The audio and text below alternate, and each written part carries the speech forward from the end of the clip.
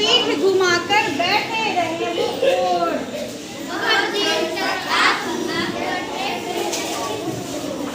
बैठे लगा सोचने और किसी ने देर।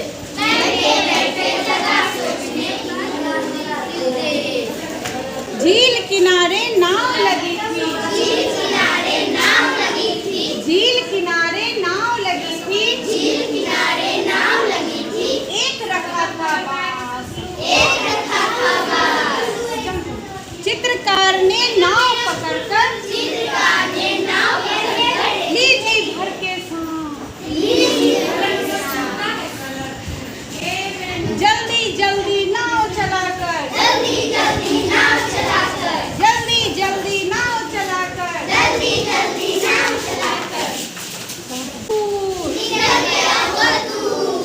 शेर बहुत खिसिया कर बोला।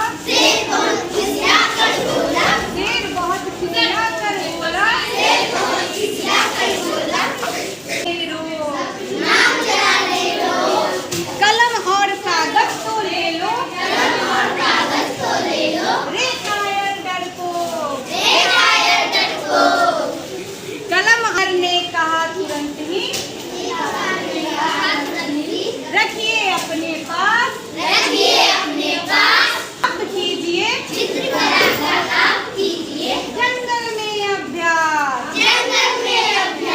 तो यह कविता हमें सिखाता है कि हम कहीं भी किसी भी जगह पे रहे और बहुत कुछ भी हो जाए, और अगर हम हिम्मत से काम करते हैं तो हम वहाँ से, उस जगह से, उस परिस्थिति से निकल सकते हैं। ठीक है। और ये कौन है? ये तो इसमें हम किसके बारे में पढ़े? एक चित्रकार और एक शेर के बारे में, जिसमें चित्रकार कहाँ था? जंगल में। और वह क्या था? शेर वहाँ पे आ गया था जब वह चित्र बना रहा था।